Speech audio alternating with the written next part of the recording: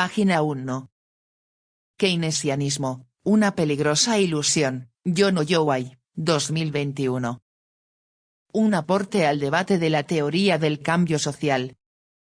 Presentación a la segunda edición. El neokeynesianismo como ensueño. Volver, ni a palos. Divididos. ¿Qué es el keynesianismo? Según la red. El keynesianismo es una teoría económica que propone que el Estado debe intervenir en la economía para mantener el equilibrio y revertir los ciclos de crisis. Esta teoría se centra en la relación entre el gasto agregado, el nivel de producción y el empleo. El economista británico John Maynard Keynes desarrolló esta teoría en el siglo XX. Algunas de sus ideas principales son: 1.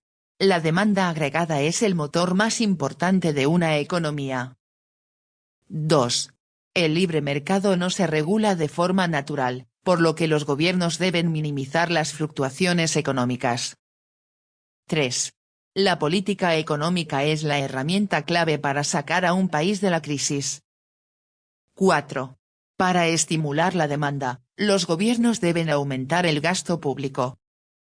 El keynesianismo ha tenido una importante repercusión en la economía mundial y sigue siendo actualidad. Los artículos de este libro no son recientes, algunos tienen muchos años y por ello es asombroso que tengan tanta actualidad, y eso sucede porque constituyen un análisis profundo que permiten iluminar la ilusión del keynesianismo. Fantasía que recorrió en distintos momentos de la historia de América Latina y que vuelve recurrentemente. En estos países, por momentos, de la mano de los precios altos de los commodities se logró, por un corto plazo y de manera desigual, modificar parcialmente la distribución de la riqueza, incorporando a un número mayor de personas al consumo. Esto fue útil principalmente para sortear una crisis más del capitalismo por estas tierras. Crisis que no solo había sido económica, sino también social y principalmente política, donde con el grito insubmiso "que se vayan todos". Del 2001 en la Argentina se había avanzado en atisbos y desarrollos de espacios de autodeterminación y horizontalidad por medio de los piquetes, las asambleas barriales y los colectivos autónomos de trabajadores desocupados. Este fue el indicador principal, para el poder capitalista, del síntoma por el cual había que rescatar al sistema, antes que la caída pudiera ser irreversible. Es verdad que frente al neoliberalismo, que hace de la desocupación el arma predilecta del disciplinamiento laboral, el llamado neokeynesianismo aparece como el hada madrina que convierte una calabaza en un carruaje brillante de consumo. En la Argentina por ejemplo, en un poco más de una década se pasó de asambleas barriales que rechazaban las representaciones tradicionales y de los movimientos de trabajadores desocupados cortando calles y rutas exigiendo planes sociales para poder sobrevivir, al pedido de que a los salarios de la aristocracia obrera no se les descuente el impuesto a la ganancia. Pero como todo sueño, se termina.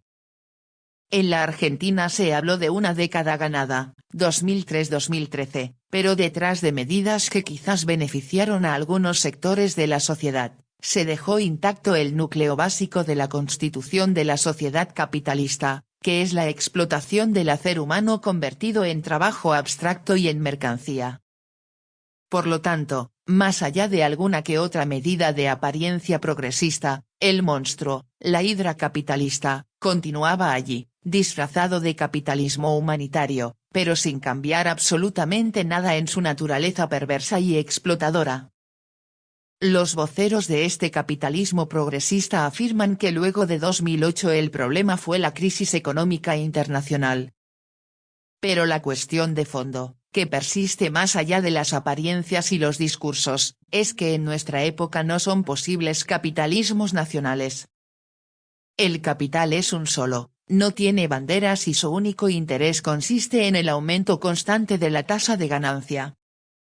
Ningún gobierno de ningún país puede contra ello, por más políticas económicas con discurso pseudo-keynesiano que lleve adelante. En realidad, Estas políticas son utilizadas en momentos en que el capitalismo debe rehacerse, recuperarse de su crisis inmanente. El mejor ejemplo de ello es la Argentina, que luego de 12 años de la aplicación de estas políticas económicas, la llamada derecha neoliberal por primera vez alcanzó el poder mediante elecciones.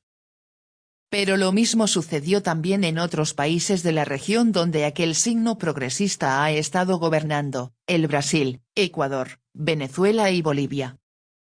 El neokeynesianismo aparenta ser un capitalismo menos salvaje, pero todo el capitalismo es un desastre. Esto es algo que parece olvidarse. El capitalismo se recicla y nos introduce en una disputa que no es más que una farsa de antagonismo, neokeynesianos versus neoliberales. Hacen el papel del policía bueno y el policía malo de las películas, uno ofrece cigarrillos mientras el otro castiga con sopapos, pero ambos quieren destruir la rebeldía y acallar las luchas para proteger al sistema, cualquier sea el costo que haya que pagar para ello. En esto los medios de comunicación fueron y siguen siendo propagadores indiscutibles de la idea de que solo existen dos caminos, populismo y neoliberalismo. Puede parecer que el neoliberalismo sea la forma más perversa del capital.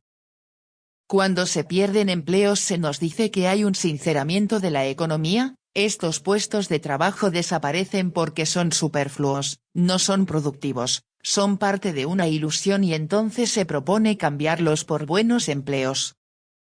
Ocupaciones flexibles, sin ningún tipo de protección social, para que los capitalistas no corran los riesgos en su avaricia de ganancias, y los trabajadores tengan menos y debilitadas fuerzas para enfrentarlos.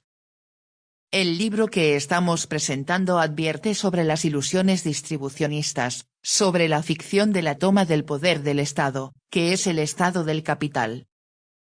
Ahora que se confirman las peores hipótesis planteadas, luego de la pandemia de COVID-19 y el regreso a la normalidad, es importante pensar juntos en esta tormenta mundial. ¿Cómo sobrevivimos?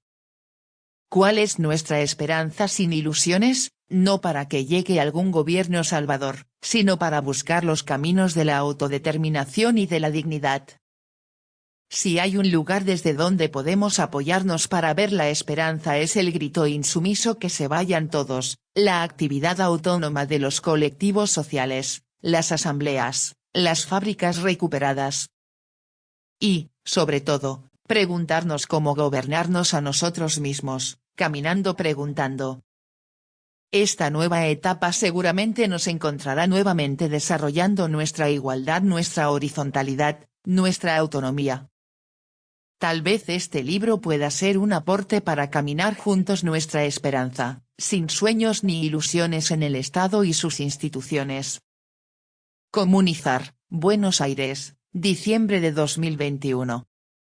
Presentación a la primera edición. El libro de Yono Yoway, Cambiar el mundo sin tomar el poder, que editamos por primera vez en castellano el año pasado, superó ampliamente nuestras expectativas no solo desde el punto de vista editorial, sino en un plano mucho más importante, el del debate de la teoría del cambio social partiendo de Marx. La polémica desatada por el libro ha llevado a que la página web, www.herramienta.com.ar se haya poblado con más de 70 trabajos que debaten sobre el tema.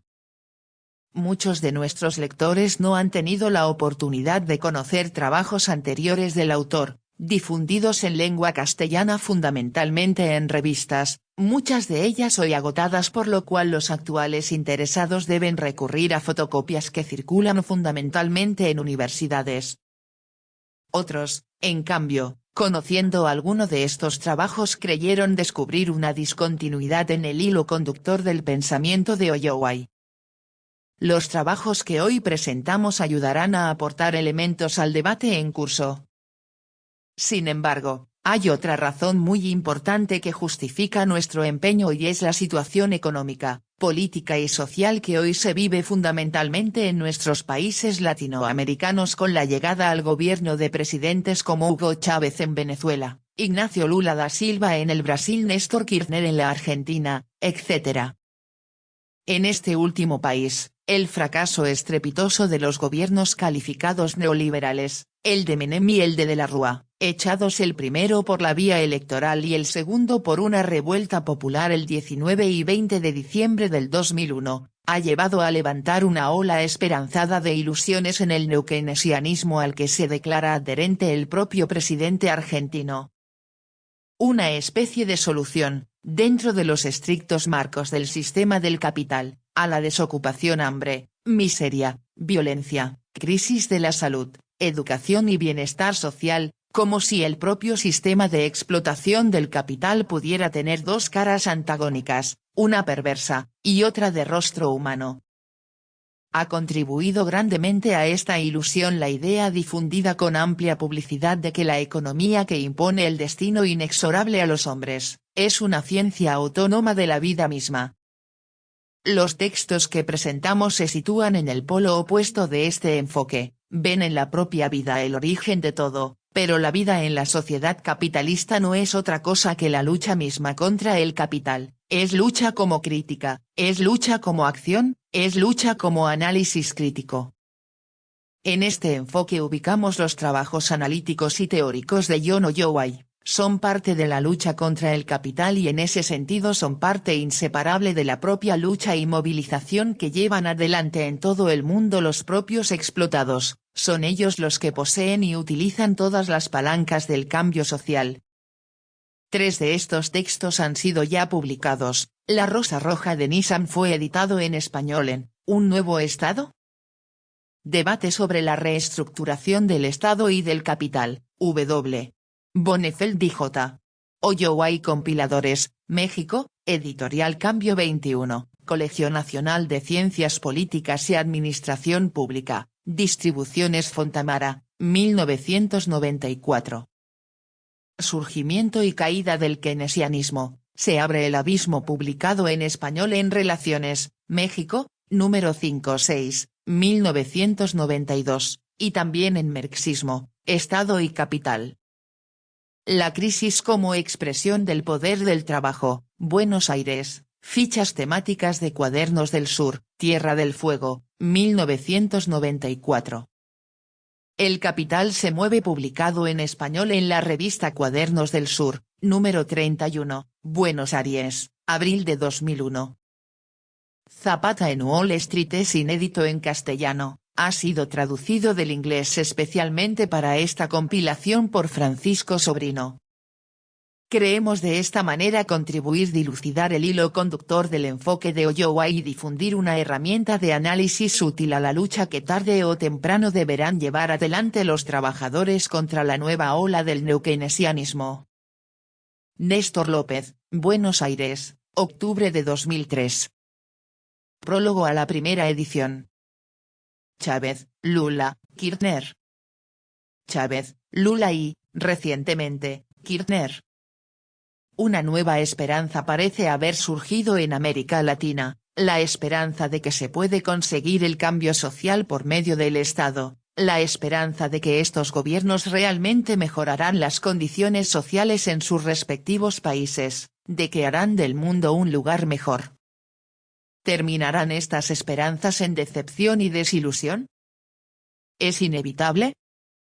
¿Es posible lograr un cambio radical o significativo mediante el Estado? Todos queremos construir un mundo mejor, pero, ¿se puede conseguir a partir del Estado? Es posible formular 4 puntos generales. 1. Los gobiernos pueden, sin duda, lograr un cierto grado de mejoramiento social.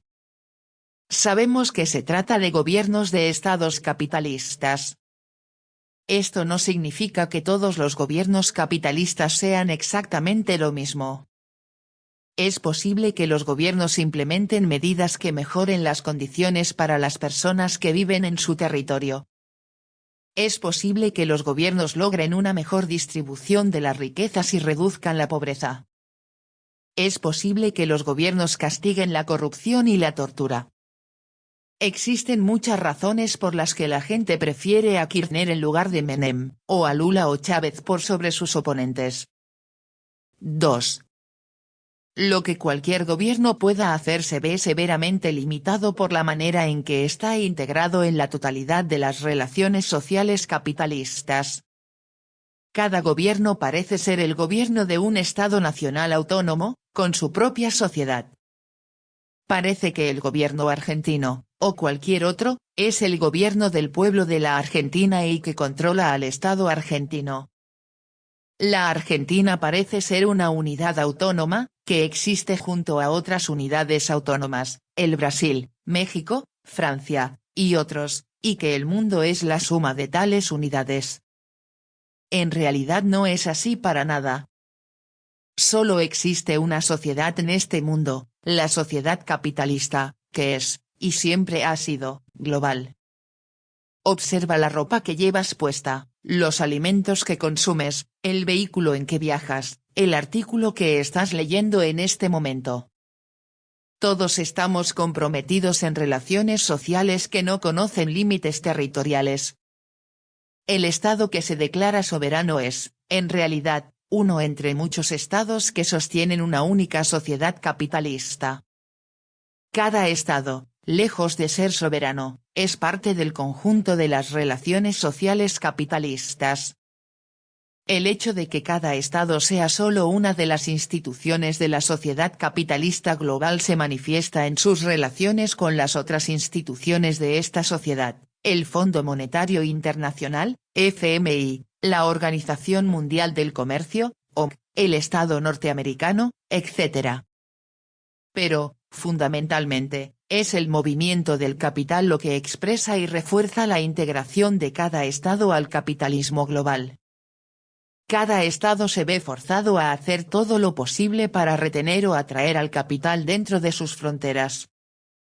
Si no lo hace, su población sufrirá pobreza y atraso y el propio estado será considerado un fracaso. Para poder atraer o retener el capital dentro de sus fronteras, el Estado, cualquier Estado, debe hacer todo lo que pueda para proporcionar condiciones que favorezcan la rentabilidad del capital. De no hacerlo así, el capital se irá a otro lugar, a otros estados. Esto limita severamente el campo de acción de los gobiernos, incluso de los más radicales. Cuanto más rápido sea el movimiento del capital en el mundo, más inflexibles se vuelven estos límites. 3. La integración del Estado en las relaciones sociales capitalistas significa que siempre forma parte de la agresión del capital contra la humanidad. Los dos puntos anteriores no llegan a ahondar en el problema. En base a ellos, uno podría decir, está bien, lo que un gobierno puede hacer está limitado, pero sí puede hacer algo para mejorar el mundo. Por ahora, es suficiente. Apoyaré a Kirchner, o Lula, o quien sea. Sin embargo, la cuestión no es tan simple, es mucho más complicada. El hecho de que el Estado se encuentre integrado al movimiento global del capital no solo limita externamente lo que este Estado pueda hacer. Afecta a cada aspecto de su actividad y organización, de modo que podemos hablar del Estado como una forma del capital o una forma de las relaciones sociales capitalistas. El capital es un movimiento constante de separación. Sobre todo, separa lo hecho del proceso del hacer y del hacedor. En otras palabras, el capitalista se apropia del producto del proceso de trabajo, separándolo de este proceso y del trabajador. Esta apropiación es el centro de un movimiento de separación o fragmentación que se extiende a todos los aspectos de nuestra existencia. El Estado es parte de este proceso, separa a sus ciudadanos de los ciudadanos de otros estados, una separación que ha causado más muerte y destrucción en el último siglo que cualquier otra cosa, separa lo público de lo privado, y por lo tanto también lo serio de lo frívolo, a los políticos del resto de la sociedad, lo político de lo económico, etc. El capital es un proceso de despojar que nos fragmenta. El Estado también es un quitar que nos deja fragmentados, el Estado nos quita la responsabilidad de nuestra propia sociabilidad, nos quita la unidad con otras personas, nos quita nuestra unidad como personas. Decir que el Estado es un proceso equivale a decir que canaliza la actividad social de cierta manera, de una forma que la reconcilia y la integra en la reproducción del capital. Entrar en contacto con el Estado significa ser empujados en canales dirigidos hacia la reconciliación con el capital. Con las elecciones, nuestra ira es canalizada en una forma que la hace inofensiva para el capital. Cuando votamos por Kirchner o Lula, les decimos, resuelvan ustedes nuestros problemas, nos separamos nosotros mismos de nuestra propia subjetividad y permitimos que esta subjetividad sea canalizada en formas que no suponen una amenaza para nadie. Si un movimiento de protesta se convierte a sí mismo en un partido o se afilia a un partido y desea conseguir influencia dentro del Estado o el control del Estado, se ve forzado a adoptar la lógica general de la separación, a adoptar el lenguaje del Estado, la jerarquía típica del Estado, la temporalidad del Estado. El peligro detrás de Kirchner, Lula y Chávez es que más allá de cualquier buena medida que puedan llevar adelante encauzan a la lucha de clases en ciertas formas de organización y comportamiento, formas que se desarrollaron históricamente con el objetivo de la dominación, formas que implican la reconciliación de la protesta con la reproducción del capital. La reconciliación con el capital no solo equivale a la reconciliación con las cosas como son. Cada día queda más claro que el capital solo puede ser entendido como una agresión continua y cada vez más violenta contra la humanidad. Reconciliarse con el capital es formar parte de este ataque contra la humanidad. Es por ello que el apoyo a Kirchner o Lula no es un asunto tan claro y sencillo como parece. En primer lugar, lo que pueden hacer está muy limitado. Pero, en segundo lugar, y mucho más importante, la existencia de un gobierno de izquierda o centroizquierda es una invitación a que canalicemos nuestra oposición al capital en formas que no controlamos, formas que son parte de la agresión capitalista contra la humanidad. 4. Nuestro problema es cómo construir otras formas de organizar la sociedad. No podemos crear un mundo mejor por medio de las formas capitalistas. Estas son formas que han sido desarrolladas a lo largo de siglos y que son recreadas cada día como un medio de reconciliación de la humanidad con su propia destrucción. Entonces, ¿qué? Para construir un mundo diferente, necesitamos desarrollar nuestras propias formas de organización, formas basadas no en la separación y la individualización, sino orientadas hacia la construcción de nuestra subjetividad social, la construcción del nosotros hacemos antes que del yo soy.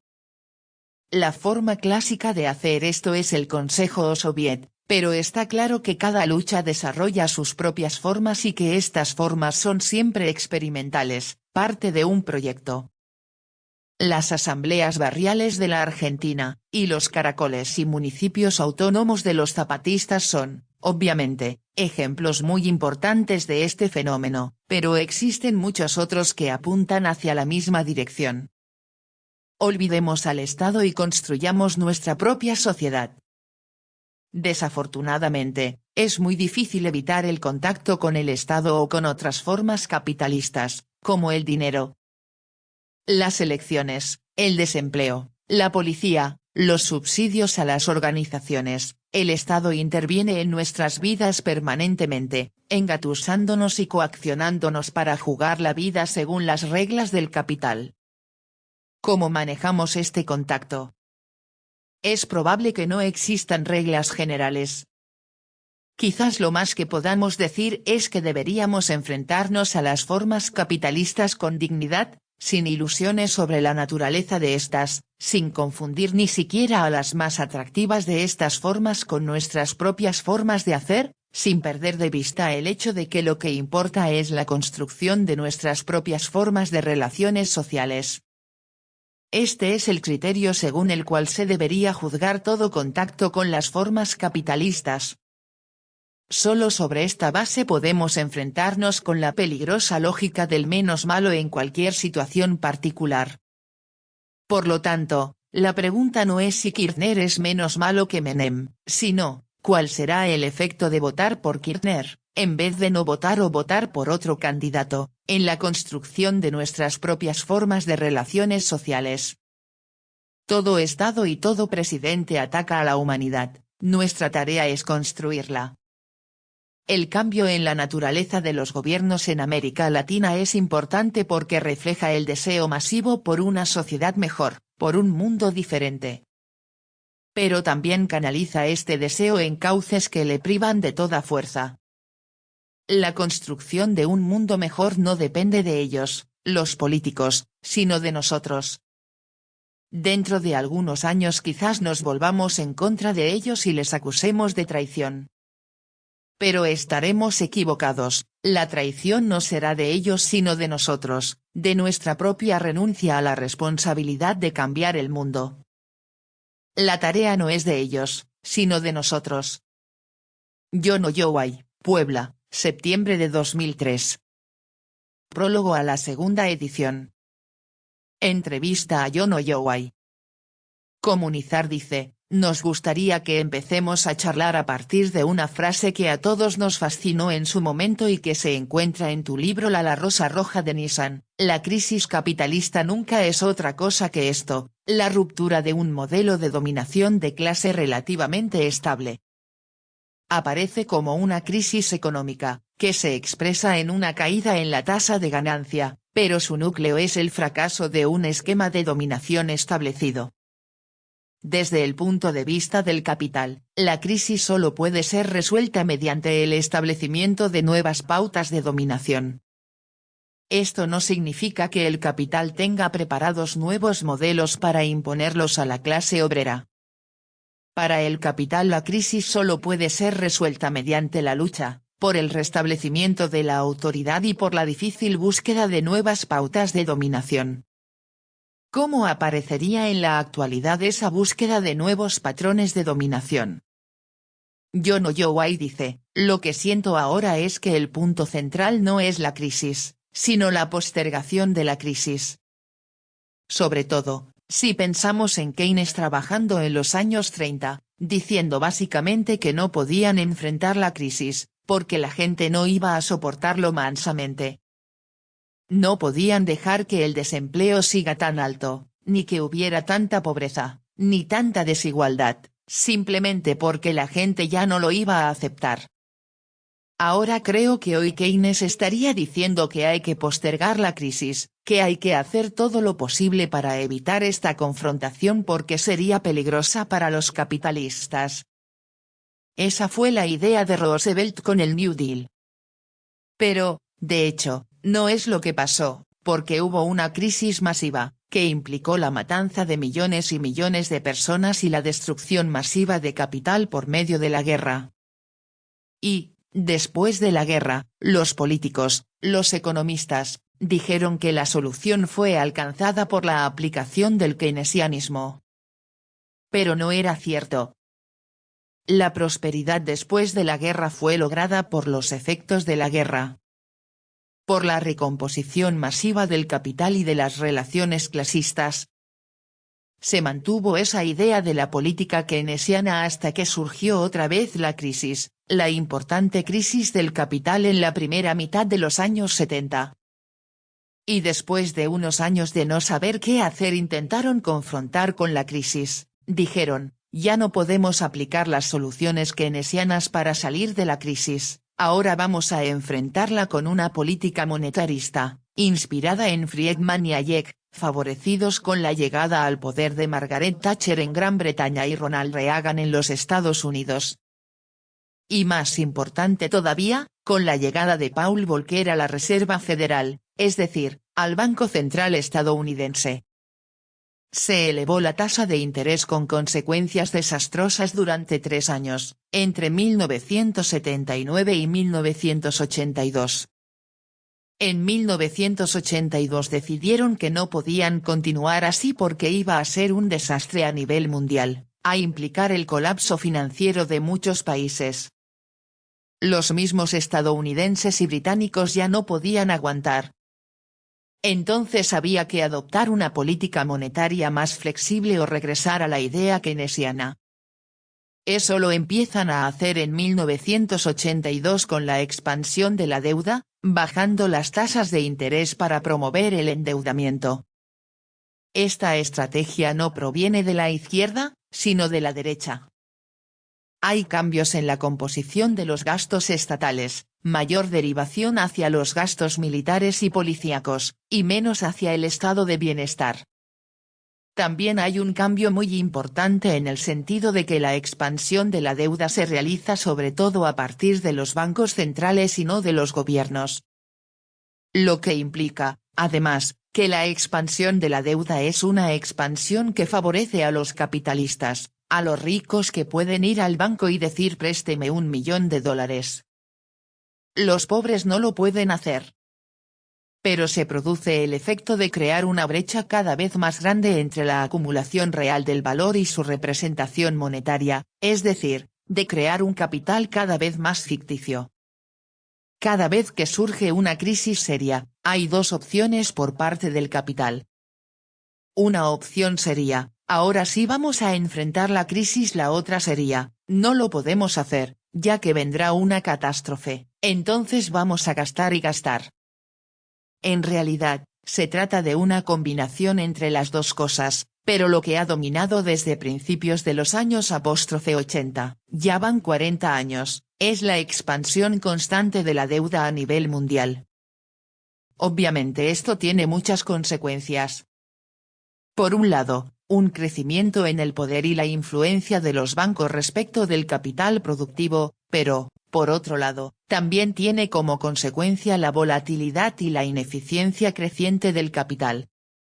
Todo eso explotó en 2008, con las consecuencias mundiales que todos sabemos. Allí también reaparece la opción de enfrentar la crisis o tratar de encontrar una solución mediante la expansión de la deuda. Y nuevamente se elige continuar con la expansión de la deuda, crédito. Se trató realmente una combinación de las dos cosas, pero sobre todo, de una expansión de la deuda. Vamos a hacer todo lo posible para salvar a los bancos y a los capitales y por su intermedio, por supuesto, y hasta cierto punto, a los trabajadores. Eso se combina con políticas de austeridad, pero es la expansión de deuda, la postergación de la crisis, lo que me parece que predomina. Como consecuencia, no hubo realmente una recuperación fuerte después de 2008. Llegamos a 2018-2019 y los economistas dijeron ahora va a venir otra crisis financiera y va a ser mucho peor. Luego apareció la pandemia de COVID-19 y con la pandemia también la crisis económica y, hasta cierto punto, financiera. Entonces se trata, otra vez, de una combinación de las dos cosas, el desempleo, la eliminación de capitales pequeños o ineficientes y, al mismo tiempo, la expansión sin precedentes de la deuda a nivel mundial. De nuevo la reproducción de un capitalismo cada vez más ficticio, en el sentido de que su representación monetaria no corresponde a la producción real de valor y, por lo tanto, de plusvalor. Es un capitalismo más volátil porque todo depende del movimiento del dinero. Es un capitalismo más violento, porque todos están compitiendo para agarrar un poco de valor real. Y también es un capitalismo tan inestable que probablemente en los próximos años se va a llegar otra vez a una crisis financiera enorme. No está claro cuándo ni cómo, pero es una posibilidad. Comunizar dice, el año pasado cuando en el curso de la tormenta hablabas de la Corona Crisis 1, decías que era un momento de terror y de esperanza. El momento de terror de alguna manera recién lo estuviste comentando. Pero también encontrabas algunos atisbos de esperanza que tenían que ver con la experiencia misma de la ruptura de la rutina del trabajo, de la disciplina, al no ir al trabajo de manera presencial. Además porque había ayudas sociales a trabajadores, una ruptura también del estrés. También existió algo así como un desenmascaramiento de la normalidad, de esa normalidad que supone el capitalismo de que un minuto es igual al otro y tenemos que trabajar, trabajar, trabajar. y también un momento de debilidad de la mercantilización por este debilitamiento de la disciplina del dinero. ¿Cómo lo ves ahora, en este momento en que podríamos hablar de una postpandemia, aunque todavía no ha terminado, pero donde casi todo ha vuelto a la normalidad? John Ojwai dice, pienso que es muy difícil. Para mí se trata de un momento muy impredecible. Siempre todo es impredecible, pero sobre todo ahora, porque por un lado está claro que hay una importante capacidad de control por parte del capital y del Estado y, por otro lado, que existe muchísima frustración, muchísima desesperación, muchísima pobreza, la que ha aumentado enormemente a nivel mundial. Es probable que este empobrecimiento terrible lleve a estallidos sociales por todos lados. Como lo describía un estudiante chileno, hablando de las últimas manifestaciones en su país, estos estallidos parecen ser muy ambiguos. Las preguntas que se nos presentan son, ¿cómo intervenir? ¿Cómo pensar? Porque también aparece, en algunos casos, una corriente de violencia destructiva. O cierta ambigüedad, por lo menos. Al mismo tiempo, son estallidos de esperanzas. Me parece que probablemente exista un incremento a nivel mundial de personas que dicen el sistema no está funcionando. Los papás ven que sus hijos no van a tener el mismo nivel de vida que tuvieron ellos, ni van a tener el mismo nivel de seguridad. Los jóvenes obviamente tienen la experiencia muy directa de la inseguridad, de las dificultades, de la pobreza. Me parece que más y más gente está pensando en que el sistema no funciona y que es difícil poder percibir una alternativa. Algo que se está comentando mucho en estos días es lo que en inglés se denomina Great Resignation, la gran renuncia 2. Resignation en el sentido de que la gente está dejando su trabajo, ya no quiero seguir. Esto parece un fenómeno enorme en los Estados Unidos, y en Europa. No sé hasta qué punto en otros países. La situación se ha vuelto tan horrible, que ya no se quiere seguir, no sé exactamente qué voy a hacer, pero ya no quiero seguir en este trabajo.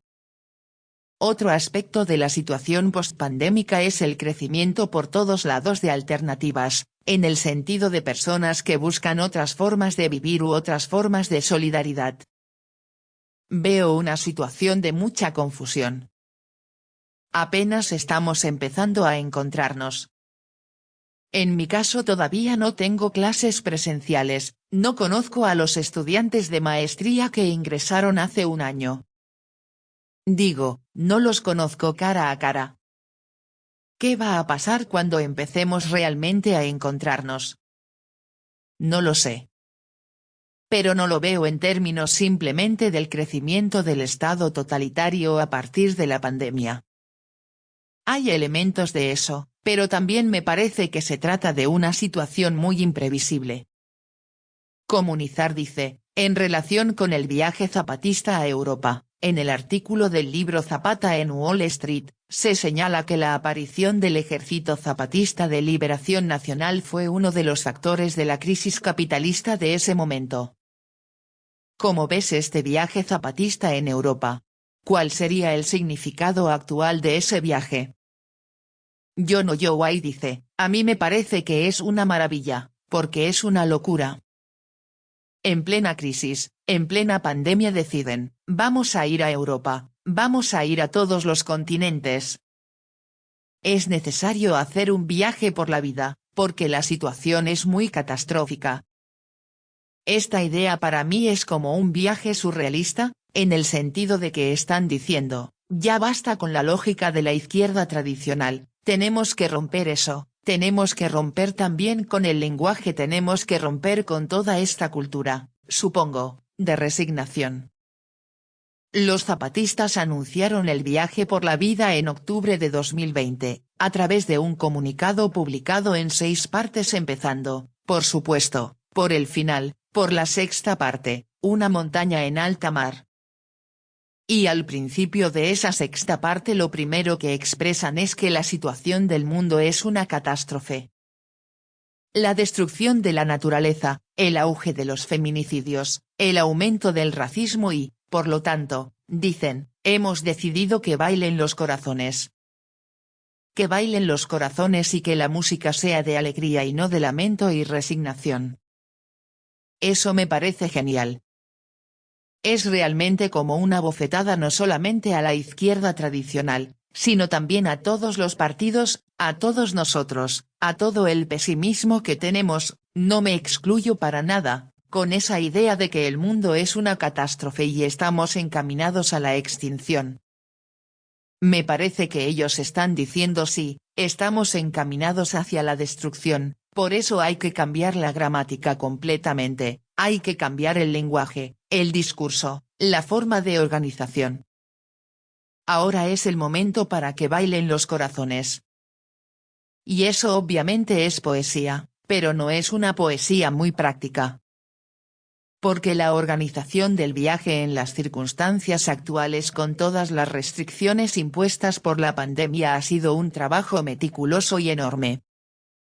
Mucha gente trabajando durante muchos meses para conseguirlo. Es una maravilla. Comunizar dice $. ¿Te parece que existen posibilidades para generar otros espacios, para la construcción de la autodeterminación y políticas anticapitalistas en la actualidad? ¿Se puede multiplicar el zapatismo? No porque viajen a Europa y quieran imponer determinadas ideas, sino la posibilidad de multiplicar distintas formas de relación social. Como ellos dicen, un mundo donde quepan todos los mundos. Yoway dice, yo creo que sí porque que han existido luchas muy importantes en los últimos años. La lucha de las mujeres contra la violencia o la discriminación, la lucha de los Black Lives Matter que rompió con el aislamiento en los Estados Unidos, los movimientos contra la discriminación sexual, etc. Supongo que veo las posibilidades en términos del desbordamiento y de romper fronteras. Hay un artículo precioso que Raúl Vanigem acaba de escribir en donde habla de los chalecos amarillos y de los zapatistas como la poesía y del desbordamiento. Me encanta, porque me parece que, con la idea de poesía, de desbordamiento, vamos a romper las fronteras. Pero no solamente las fronteras, sino las expectativas de los estados y también de la izquierda. Vamos a romper las formas tradicionales de pensar el internacionalismo. Vamos a desbordar. Pienso en la importancia de estas luchas diferentes. Porque cada lucha en sí puede ser criticada como reformista o limitada, supongo, en algunos aspectos. Pero también se desbordan a ellas mismas. Entonces me parece, por ejemplo, que la lucha de los Black Lives Matter puede ser una lucha identitaria, pero al mismo tiempo rompe la identidad. También sucede en las luchas feministas o en cualquier lucha. Siempre está presente el conflicto entre la cara identitaria de la lucha y un desbordamiento anti-identitario. Lo mismo sucede en la lucha kurda, como se puede leer en el libro de Azize Aslan 4 donde se encuentra, por un lado, el proceso de pensar la lucha kurda en términos nacionales, pero, por otro, el desbordamiento que expresa que no se trata solamente de eso, sino también de una lucha para transformar al mundo. Comunizar dice, me sacaste la pregunta de la boca sobre esto de la identidad y anti-identidad porque habías nombrado varios movimientos que son muy identitarios. Tanto el movimiento feminista como el movimiento en los Estados Unidos. El propio zapatismo también tiene una fuerte identidad indígena que yo entiendo que es desbordada. Hay una tensión permanente entre ambas. Yoway dice, pienso que en cualquier lucha está presente esa tensión entre la interpretación identitaria y el desbordamiento para la gente directamente involucrada y también para la gente que apoya o apoyamos, por ejemplo, a los zapatistas. Desde el principio ha habido, por un lado, la idea de que la lucha zapatista es una lucha indígena. Sí, las luchas indígenas son muy importantes, tenemos que apoyarlas. Y, por otro lado, Lo que han dicho los zapatistas mismos es que no, que su lucha es para transformar al mundo y que eso implica romper las fronteras. En el caso del viaje zapatista, me parece que esa ruptura es muy explícita. Comunizar dice, existe también un ataque muy grande a estos movimientos, incluso en México. Porque el keynesianismo actual tiene la necesidad de una mayor explotación, para acercar el capital ficticio a la producción real. Algunas veces se presenta con proyectos ligados al extractivismo, otras veces como megaproyectos como el Tren Maya. Esto también se da en paralelo de alguna manera. Yono Yowai dice, sí, por supuesto. Existe una agresión feroz todo el tiempo. Es un antagonismo. El antagonismo tiene dos lados. No tiene sentido hablar simplemente del movimiento desde abajo si no hablamos, al mismo tiempo, del capital, y no tiene sentido hablar del capital si no hablamos de la resistencia y rebeldía contra el capital al mismo tiempo. Buenos Aires, diciembre de 2021. Página 19.